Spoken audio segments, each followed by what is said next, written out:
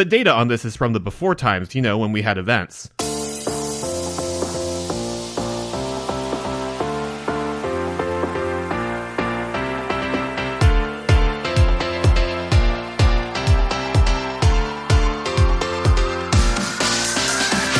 Hello, and welcome to the Euro What, episode number 169 for the week of October 3rd, 2022. We are a pair of Americans trying to make sense of the Eurovision Song Contest. I'm Ben Smith, and I'm joined today by Mike Lacombe. Hey, Mike. Hello.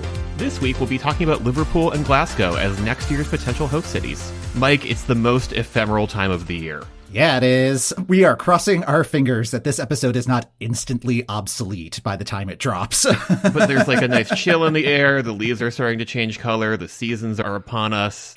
And oh boy, what news there is. It's moving real fast. Yes, we are recording this on Sunday the 2nd. It's possible that the host city could be announced before this episode drops on Tuesday the 4th. So, fun times. Yeah, because I woke up this morning and there was an article in The Guardian that says the selection will be announced within days. So this is just me looking the selection committee directly in the eyes, begging them, just wait until Wednesday. Just let us have one day where this episode is still a question of which of these cities. We've been so lucky so far this year. Yeah, we've been in the nice little sweet spot. And we may be getting back to our normal cadence of releasing a show and then more news dropping.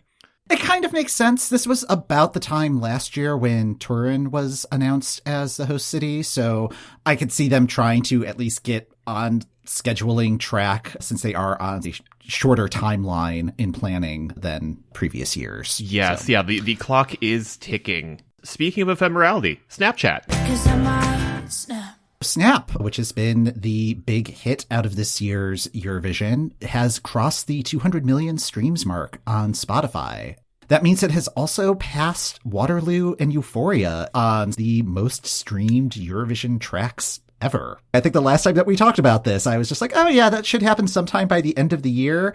I meant end of the year. I did not mean end of the month. But yeah, the juggernaut continues, and just sort of looking at how things are trending, it should pass Soldi, which has just over 208 million streams, and Fairy Tale, which has 215 million streams, probably in the next week. That sounds about right. It's still averaging about 2.5 million streams per day. So yeah, a week from now, that should be another 15 million or so. And then number 1 and number 2 on that chart, Zitti Buoni has 342 million streams and Arcade has 806 million streams. So a little while until Snap catches up with either of those. Although with Zitti Buoni, if it still is maintaining this pace, that could also be by end of year. Yes. Yeah, it's amazing. And it's still performing on the US charts. It's still at the bottom reaches of the Hot 100, still hanging out in the low 90s.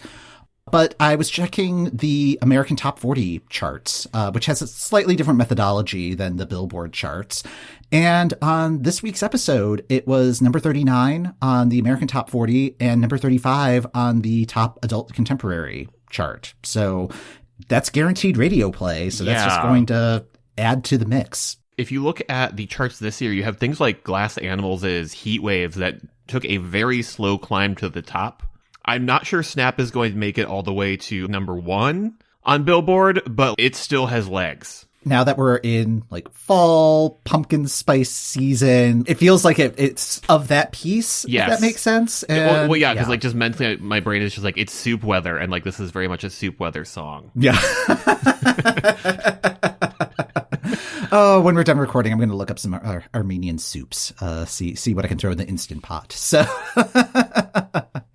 but yeah, we will continue to watch Snap as it continues its success on the US charts. It's fun to watch. Yes. Something that was maybe not as much fun to watch was the movie Xanadu, which we both watched recently and talked about on our Patreon. That episode dropped last week. It was a really fun discussion, even if the movie itself was kind of all over the place. That was a delightful conversation, and I really like that Patreon episode a lot.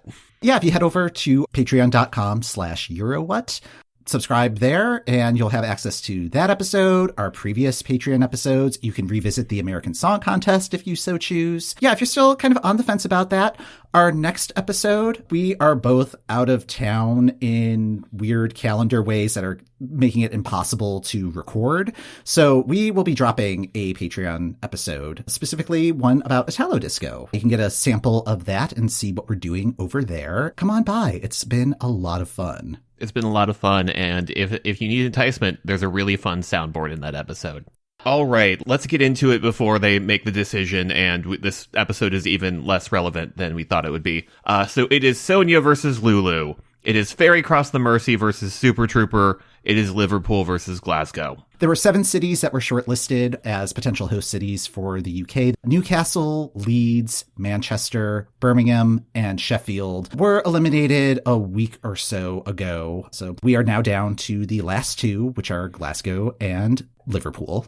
So far, there's been no real info about why these 2 were the final 2, but Birmingham has specifically said the ceiling of our venue is too low, and we proposed changes, but that still wasn't enough. It's interesting to me that if you're going to do a short list, I was expecting 3, but I think if they had not yet done site visits, or if those site visits had been delayed, it makes sense to just kind of get it down to a final 2. Mm-hmm. Especially since, like we just said, the clock is ticking. Even though Turin wasn't selected until about this time last year, Italy still knew it was going to host, so it could get those gears rolling. But UK did not know it was hosting, in May. There was a delay there, so they are really on a compressed timeline this time around. I took a look at Liverpool, and Ben took a look at Glasgow. I guess I'll go first with Liverpool.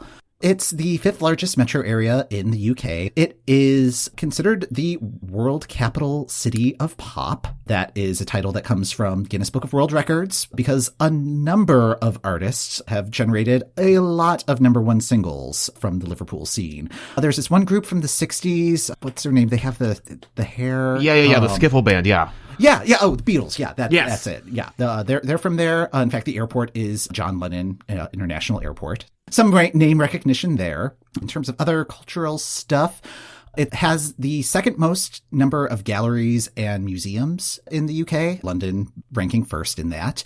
Liverpool also has a friendship link with Odessa, so kind of a sister city, twin city connection there. That at least has a nod to Ukraine as a partner in hosting next year's contest. Looking at the venue, the proposed venue is the M&S Bank Arena, which is right on the waterfront. It's also known as the Liverpool Arena. It used to be known as the Echo Arena.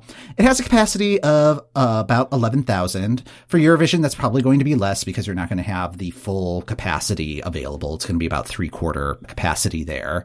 Looking at the venue's website, just kind of seeing what their schedule is looking like around Eurovision time. There are some shows that may need to be rescheduled if this goes through. Even though Eurovision happens in May, there's a 6 to 8 week lead time that's necessary. So they can do rehearsals, load in all the equipment, build the stage, all of that. Can't have shows happening while that's going on. Looking at the list, based on if Eurovision happens at the beginning of May, they may need to reschedule the Hot Wheels Monster Trucks live show, Elton John, Magic Mike, Reminisce in concert, a show called Michael starring Ben, which is a Michael Jackson tribute thing, and Andre Rieu. There is a gap in the schedule from May 12th to June 23rd, so if Eurovision's a little bit later in the month, they may not have to move as many things around. However, there is another scheduling concern that I found while doing some travel Googling about Liverpool. Pretty much every blog that came up was talking about Liverpool's football culture. There are 2 teams in Liverpool, Liverpool FC and Everton, and it's a big deal in Liverpool. Even though the soccer stadiums are not near the venue at all, it does kind of take over the city whenever they're playing at home. And I looked at their home schedules. They have home games 3 out of the 4 weekends in May. So if they're going to try to avoid that and also minimize the number of shows that they need to move around. It may need to be a very late Eurovision, like possibly the last Saturday in May, which isn't unheard of, but it hasn't happened in quite a while. Right. So it could be a sticking point for the show. My thoughts of what a Liverpool Eurovision is going to look like is going to be some sort of tribute to the Beatles. And, like, I'm not sure how I feel about that. Sorry. Apologies to Liverpool. You have many other wonderful musicians who've come from your city, but... Yeah, I don't know. I think it's going to depend on how much of the Odessa influence comes in. A number of the schools in Liverpool also have programs related to Ukraine. So I think maybe that might help temper that a little bit, because my understanding is the goal is to have this be as much of a Ukrainian show that just happens to be in the UK rather than it being the UK full-on hosting. Correct, So, which honestly it should be. I wasn't wowed by what I was seeing when I was looking up Liverpool, if I'm being completely honest. Like, the venue's not far from Pride Quarter, which is Liverpool's gayborhood, and it's like the only official gay quarter in the UK, which kind of surprised me. But like reading through, there's like whole Wikipedia pages about Liverpool's LGBT history, and it's been it's not been bad, but it feels like it's more gay tolerant than gay friendly, and I'm not sure how that's going to sit overall. Yeah, I don't know how much more to read into that. Like, I will still be going if it if it happens to be there, but like I wasn't as wowed by it as I was hoping. All right. Yeah, how was your Glasgow research? Glasgow research was very fun. I took some of the same tactics you did in sort of looking at the city and seeing what's happening there. Much like Liverpool, Glasgow is a fairly old city. But on the other hand, there's lots of old cities in the UK and in Europe in general. But Glasgow dates back to like the 6th century. Oh, wow. Yeah. And the cool thing that I found out is that in Glasgow's Victoria Park, there are 11 trees where the fossilized tree stumps date back to the Carboniferous period. So there are trees in Glasgow older than the dinosaurs. Oh, wow. Yeah. It is one of 19 UNESCO cities of music, which was definitely sort of highlighted in their pitch for things. Liverpool is also a UNESCO city of music, which they, again, as we said, they have that one band that came from there that one time. Among others. One thing that surprised me is that the US only has one UNESCO city of music. Do you know what city that is, Mike? Nashville? You would think that, but it's actually Kansas City, Missouri. Really? Yes. There's a history of specifically like jazz and blues from Kansas City. But yeah, just I was like, but certainly Nashville's on the list as well. Nashville's not on the list. That is very surprising. I also looked for Ukrainian ties between Glasgow and like anywhere, and there are none, but Glasgow did have a sister city relationship with Rostov-on-Don, Russia, which ended in February 2022 for obvious reasons. Size-wise, Glasgow is the largest city in Scotland. It is the 4th most populous city in the United Kingdom and the 27th largest city by population in Europe. The greater metropolitan area of Glasgow in 2022 was just shy of 1.7 million. Okay.